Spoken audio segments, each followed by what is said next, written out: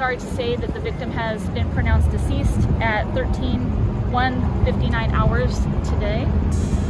South Bureau Homicide is working this case, as are many other detectives. The King's back! Thank y'all once again for tuning in to the one and only Blake Check. It's the content king, a culture commentator, King Blake, tapping in with y'all again. Unfortunately, on a more somber note, we saw that PNB Rock lost his life out in LA while at a chicken and waffles, Roscoe's Chicken and Waffles, with his lady, his baby mother. And of course, people, internet detectives, are always quick to, rush to blame, rush to judgment. And it's sad because his girlfriend or his baby mother uploaded their location, posted a picture, Roscoe's Chicken and Waffles, not necessarily with him in it, but just posting that. A lot of people wanted to jump and assume, you never know who might be following her because they're trying to get the drop on him, even though they were out of state. I think that theory might be a little bit far-fetched.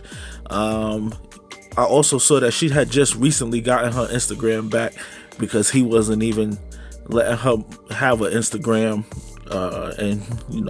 so I don't know if that necessarily was what led to all of this, so I won't put that on that young lady, especially because they have a kid together, and I'm sure he's gonna have family members and friends who are gonna put her through the whole ringer as far as that situation is concerned.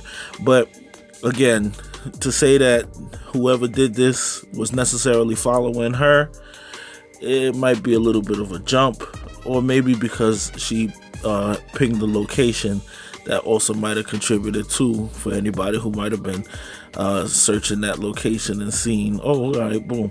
But you got to remember, he was also walking around with some big gaudy jewels on. Anybody walking down the street, anybody in the restaurant, anybody who works there, it's so many opportunities for him to have been spotted and recognized, and the drop set up just that quickly. I'm learning also that that's a very gang infested area where there's multiple gangs that reside in that area that could have lined them up. I've also heard that location is not too far from the airport, so maybe that's why he felt comfortable moving the way that he was moving, even though he just recently spoke about an incident where he was in LA where he felt like a robbery attempt was being lined up. And he spoke about that on Academics. LA's always felt a little spooky to me. And just tell me, and it's fine. You tell me if it's just me being pussy. But like, just LA, I think because LA's synonymous with the death of Biggie, death of Pac. Taking off. Somebody tried me on Fairfax, like mid-pandemic. But it was like another one. Though? I don't know. I guess because niggas be sweet. You feel me? And niggas see me with my family, nigga, they think I'm just out here lacking. You know what I'm saying? So it would be one of those type of situations. So where like niggas. Yo, I hear that just walking up to niggas in like broad daylight, like, yo, give me your chain. Like, I'm like, yo, niggas try me on some. It be like every time. They try to take your jewelry or some shit? I don't know, but it be like I be on shit and I'm not. Where I'm from, we like sneaky criminals. Like in LA, it's like they bold. It's like they want you to know. They want to spark a conversation with you first before they get into some shit. Some of them might just go crazy. Like I know some niggas like that too. They might be on their sneaky shit too. But the majority of the times I got into some shit, it was like they just gave they drop up too fast. You feel me? So the second time I got into some shit, it was like niggas was just talking loud as shit, wanting me to hear their conversation. And it's like I'm with my peoples, like I'm with my daughter and my girl. Like, why they talking about this gangster shit? Like, this around, like we outside, we on Fairfax. I'm like, man, I already peed the blitz. We out. Gangsters out there on Fairfax. Like, that's what I'm saying. Like, what the fuck is going on? Like, I'm on Fairfax right now. So I'm like, man, we out of here. You feel me? Like, we going. My girl, like, no, we ain't. I'm like, I'm just going off of the vibes. Like, we out. Is she peeping the energy? Because I'm she you ain't on point. Yeah, she ain't peeping. She was thinking I'm tripping. About women sometimes. She be thinking I'm tripping. So in the mix of all this, I'm like, no, we out. So she peeped that I'm serious. She's like, no, we out. We drive probably like 2 blocks in the street. She thinking this shit a game. She pulled over somewhere else. Like, oh, I wanted to go to this store right here. And then in a mix of me, like telling her like where to park at, it's like somebody just came fast as shit and took the parking spot, like the same spot that we. Yeah. I'm like, dude, they must have been following me or something, bro. How the fuck this car get behind me this fast? Like I ain't even look. I look back and that shit was there quick as shit. And then when I walked past, like the car bombed out. Like this shit tinted to the max. Oh yeah. I'm getting all this heat coming from the car though. Like I'm feeling the energy coming from the car. I'm like, damn, what the fuck? Who that car? Like, on some other shit. I ain't go in the store for 2 seconds. The same people coming from out the car, hop in the store, hype as shit, say some gangbanging shit, like some set of my. I don't know what they say. This is some shit out loud. Set your But it was like something that I recognized the energy. You feel me? I'm like, what? You feel me? Like he like started talking to me on some gangster shit. Like I'm like, bro, do you know me? Like you know me from somewhere? He like, nigga, yeah, I know who you is. Trying to get me to like get into some shit. So I'm like, man, I flagged him off and I just walked out the store because I already know like where this shit about to go. You feel me? You know that make you nervous? It's like you with like your girl. No, that's why I be trying to be cool because you don't want to be nervous and make it seem like something about that. You want them to be as calm as possible. You feel me?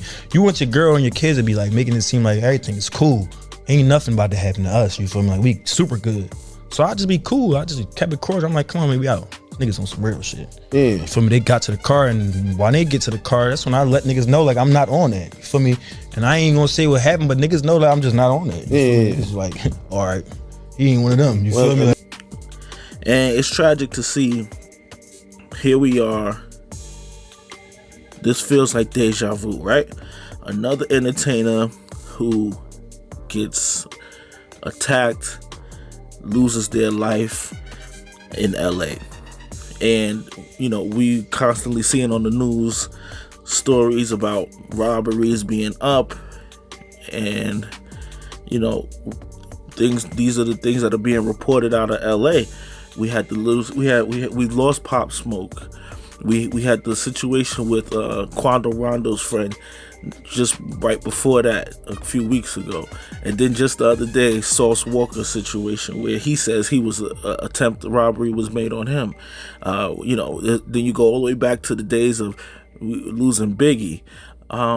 It's just people understand that the gang culture is heavy out there in LA, but for some reason people still let those you know, those beautiful trees and that weather just disarm them and put their guard down and think, oh man, I'm being in and out, I'll be safe. Or you never know, you know. And then you get this situation where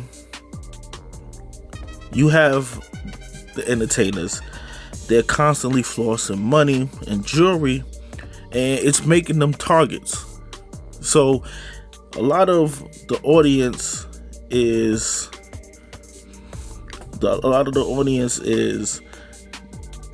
people who are disadvantaged or coming from situations where they have it hard. A lot of times they have aspirations. They don't have the access to the things that they seeing on Instagram. They're hearing, you know, the women talk about, oh, if you a 9-to-5 nigga, you ain't good enough for me. I need a hustler. I need somebody in the streets. All of these things are feeding into the psychology and the mentality and this desperation of I gotta take regardless of what I gotta do to get it. And so all of this stunting on your fans and stunting on the people is pretty much putting a big ass target on these entertainers, right? And you gotta ask yourself, is it worth it? Because the 18, 19-year-old kid sitting on the gram seeing you pulling out stacks of money, he looking at it like, yo, when I bump into him, he's walking around with 30,000-40,000 on him. He talking about his jewelry's worth 100,000. He talking about this little watch is 150,000. Why wouldn't they try you? If I don't have it, if I don't got $30 in my pocket, I ain't got no bank account, why wouldn't I try you? So they want to come with this narrative of being a rapper is the most dangerous job. Yeah, because you walking around like you Floyd Mayweather without the Floyd Mayweather protection.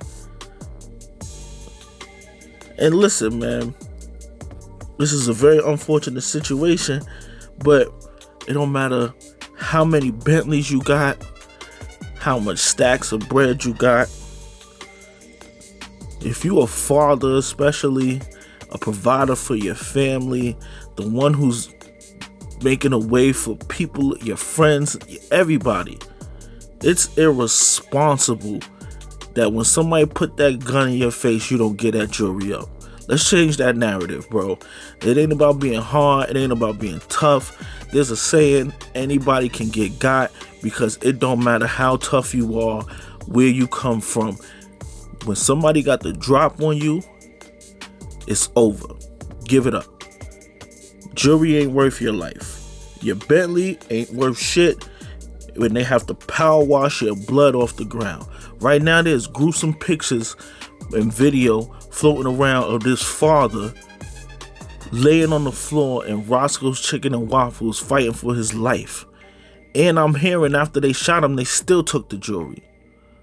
So you could walk around with the mentality of, I ain't going and ain't nobody taking shit from me, and that's cool. But understand that your days will be numbered when that day do come, because some people ain't leaving without nothing. So you ain't going and they ain't leaving without nothing. So they could either leave with your jewelry or leave with your life and possibly steal your jewelry. Let's be smarter out here, bro. Value our life more than possessions. That's what we need to be on. That's the wave that I'm pushing. Life over material possessions. It's food for thought. King Blake. Please subscribe to this channel. We're growing. More content to come. I'm out of here.